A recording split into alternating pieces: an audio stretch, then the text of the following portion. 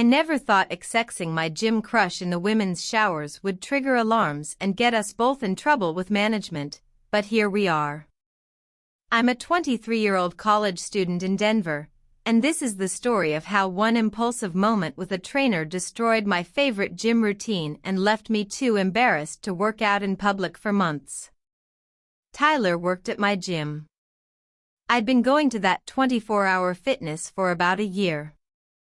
It was close to campus. Had good equipment. Stayed open late, which worked for my schedule. Tyler was one of the trainers.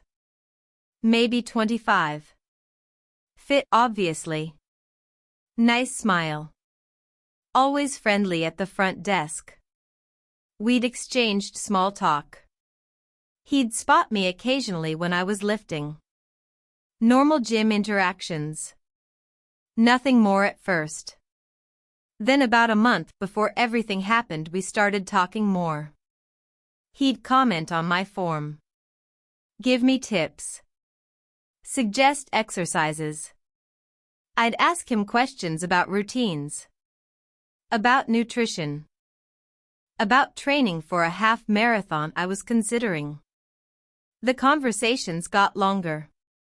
More personal. He told me about his family. His dog. His plans to open his own gym someday. I told him about school. About my major in biology. About wanting to get into physical therapy eventually. The talking turned into flirting. Subtle at first. Compliments that felt like more than just trainer encouragement. Eye contact that lasted a beat too long. Standing closer than necessary when explaining exercises. I was attracted to him. Could tell he felt the same. But he was staff and I was a member. There were probably rules about that. So we kept it light. Kept it in the realm of plausible deniability. That Sunday in late September, I went to the gym around 8 p.m. Late session after studying all day. The place was pretty empty. Sunday nights usually were. Most people home getting ready for the work week. Just serious gym people and students with weird schedules like me. Tyler was working the evening shift. He smiled when I checked in. Asked how my weekend was. I said productive but boring. He said he got off at 11 if I wanted to stick around. Maybe he could give me a ride home. My car was in the shop, so I'd walked over. I said sure. That would be great. Did my usual routine. Cardio. Weights. Stretching. Kept looking over at the desk. Tyler looking back. The gym got emptier. By 10:30 maybe 5 people total. By 11 just me and one other guy finishing up. Tyler clocked out. Changed out of his staff polo into regular clothes. Came over. Asked if I was ready. I said I wanted to shower first. Didn't want to go home all sweaty. He said no problem. He'd wait. Went into the women's locker room. It was completely empty. Everyone else had left. Started to strip down for the shower. Heard the door open. Figured it was another member. But it was Tyler. He stood in the doorway looking nervous. Asked if it was okay if he came in. Said he wanted to talk without anyone overhearing. I should have said no. Should have told him to wait outside. But I didn't. Said okay. He walked closer. Said he'd been wanting to ask me something. Asked if I wanted to grab dinner sometime. Actual date. Not just gym talk. I said yes. Smiled. He smiled back. Moved closer. The air felt charged. Electric. We were both aware of being alone. Of being in the locker room. Of the boundary we were crossing. He kissed me. I kissed back. His hands on my waist. Mine on his shoulders. We moved toward the showers. Turned one on. The water was hot.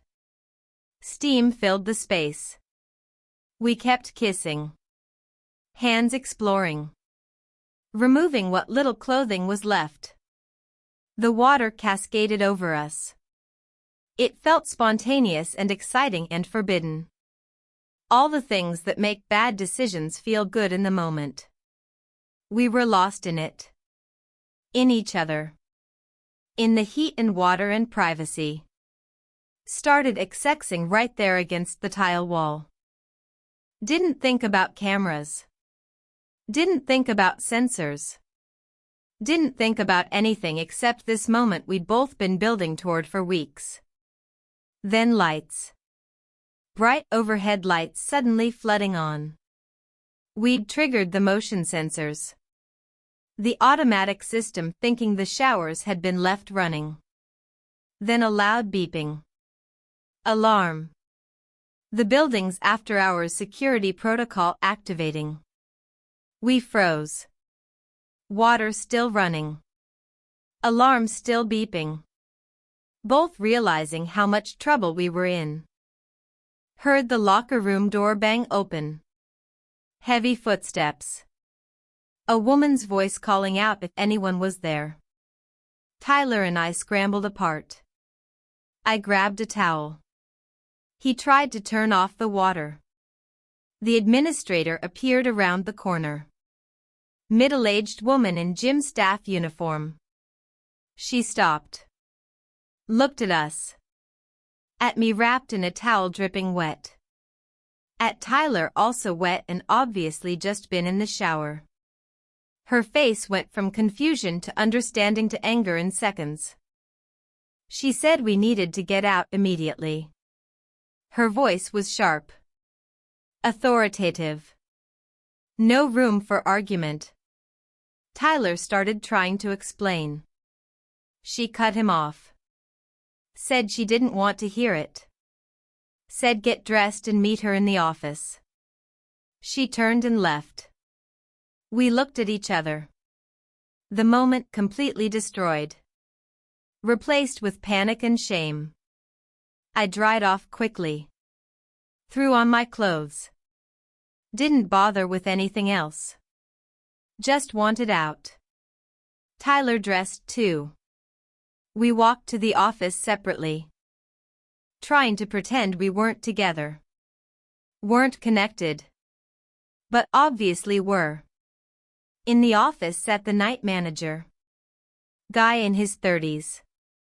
Looking very unhappy to be dealing with this. The administrator stood with her arms crossed. Manager asked what we thought we were doing. His tone made it clear he already knew. Just wanted to hear us admit it. Tyler tried to take responsibility. Said it was his idea. Said I didn't do anything wrong. Manager shook his head.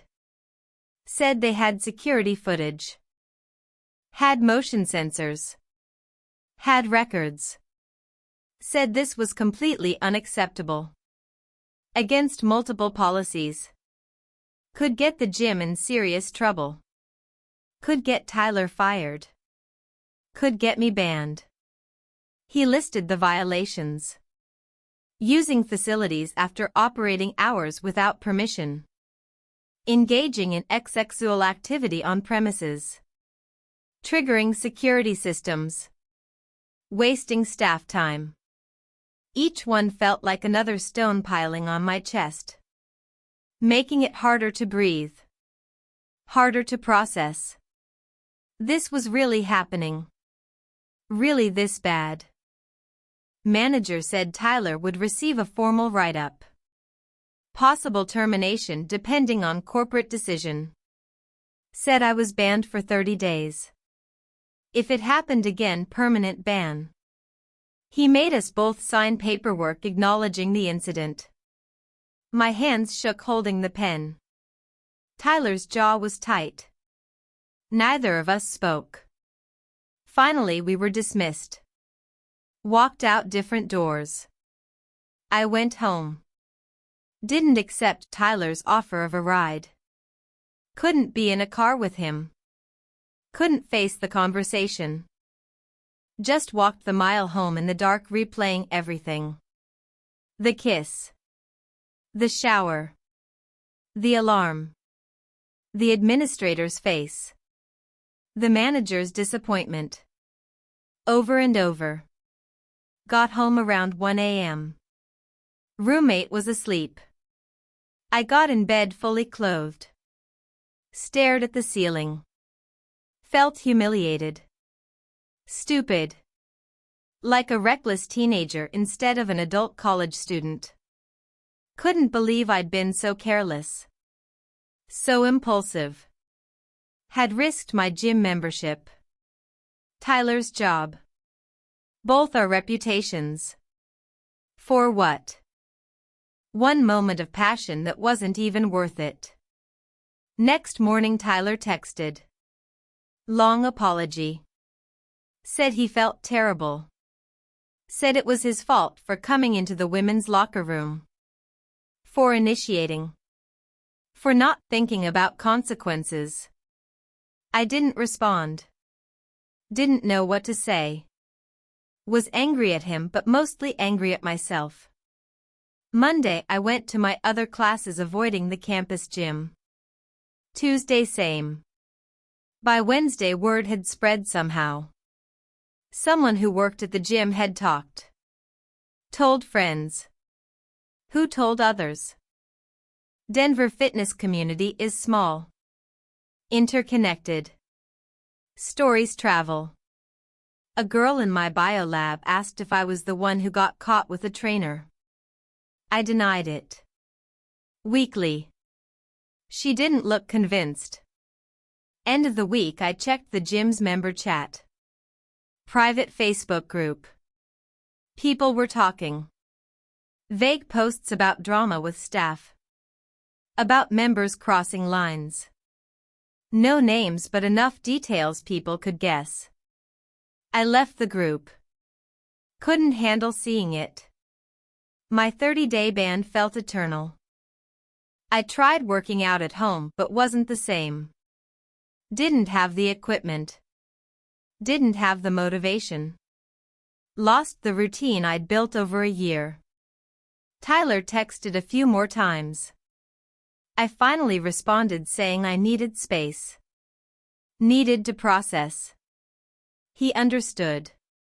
Stopped reaching out. Month passed. Ban lifted. But I couldn't go back. Couldn't face that front desk. That locker room. Those showers. Too many bad memories. Too much shame attached. Found a different gym across town. Smaller. No trainers. Just equipment and members who didn't know me. Started over, building a new routine. New habits. New comfortable space. 2 months after the incident, heard through mutual acquaintances Tyler had quit. Or been fired. Details unclear. Either way, he was gone. Part of me felt relieved. Part guilty. His job ended at least partially because of me. Because of us. Because we'd been reckless together. I avoided showers at gyms for a long time after. Would work out then shower at home. Even at the new place. Even though no one there knew my story. Just couldn't do it. The association was too strong. Water running. Steam rising. Panic setting in. Took months to be able to shower there without anxiety. 6 months later the acute shame had faded some. Could think about it without wanting to disappear. Could acknowledge it as a mistake without it defining me completely. Started being more open with close friends about what happened. Needed to talk through it. Process it fully instead of carrying it alone. Most were supportive. Some thought it was funny. No one judged as harshly as I'd judged myself. Year later I'm at a different gym. Different routine. Different life. Tyler and I never reconnected. Don't know where he ended up. What he's doing. If he learned the same lessons I did. The gym incident became a chapter. A cautionary tale I tell when friends consider hooking up with gym staff or in gym facilities. A reminder that impulse has consequences. That public spaces are never private. That some risks aren't worth taking. I'm more careful now. More aware. Think before acting. Consider consequences before giving in to moment. It's made me more cautious overall. Maybe too cautious. Maybe I've overcorrected.